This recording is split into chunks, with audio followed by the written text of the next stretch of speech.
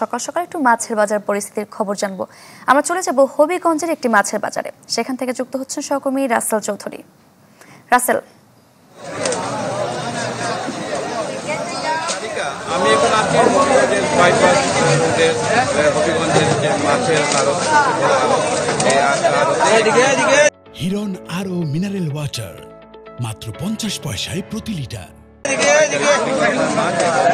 হবিগঞ্জের ভোর থেকে কিন্তু এই মাছের বাজারে পাইকারি মাছ বিক্রি করা হয়। বিশেষ করে হাওড় অঞ্চল থেকে যারা মাছ নিয়ে আসেন, নদী থেকে মাছ নিয়ে আসেন এবং এখানে বিক্রি করেন পাইকারি। এবং এখান থেকে হবিগঞ্জের জেলার প্রত্যেকটি উপজেলা জেলার বাইরে বিভিন্ন জায়গায় মাছ এখান থেকে নিয়ে যাওয়া হয়।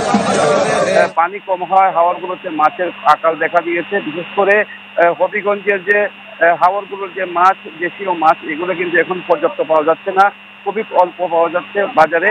এর জন্য কিন্তু দামটা অনেক বেশি। প্রত্যেকটা মাছের কেজি 1 থেকে 200 টাকা বেশি হয়েছে। বিশেষ করে কাতল মাছ যেখানে 400 টাকা কেজি ছিল এখন 500 টাকা কেজি বিক্রি করা হচ্ছে। রুই মাছ 350 ছিল এখন 450 বিক্রি করা হচ্ছে।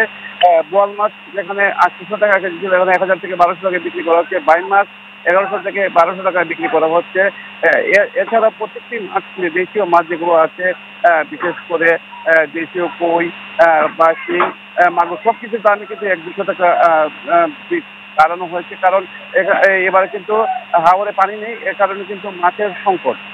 এবং এখানে যেখানে আমরা বাজারে সকাল থেকে এসে যেগুলো দেখলাম, বিশেষ করে চাষের মাছগুলো এখানে বেশি বিক্রি হচ্ছে। পাঙ্গাস 180 থেকে 190 টাকা এবং অন্যান্য যে চাষের মাছ, কই, শিং, মাগুর, এগুলো কিন্তু 300 থেকে 350 টাকা বিক্রি করা হচ্ছে। ছোট মাছগুলো কিন্তু কিছুটা দাম বেড়েছে, যেহেতু মাছের সংকট হাওড়গুলোতে এবং চাষের যে মাছগুলো আছে এগুলোর উপরই কিন্তু নির্ভর করছে এইখানকার হবিগঞ্জের স্থানীয় মানুষজন। এবং যে বিষয়টি আসলে উল্লেখযোগ্য যে হাওড়গুলোতে কিন্তু চায়না দুয়ারি জাল এবং কারেন্ট জালের ব্যবহারের ফলে কিন্তু হাওড়ের যে দেশীয় মাছগুলো কিন্তু পর্যাপ্ত নয় এবং এ কারণে কিন্তু মাছ কিন্তু অনেকটা দেশীয় মাছের সংকট এই বাজারগুলোতে এবং চাষের মাছগুলো কিন্তু ভরে গেছে বাজার এবং এই মাছগুলোর উপরই নির্ভর করছে হবিগঞ্জের সাধারণ মানুষ।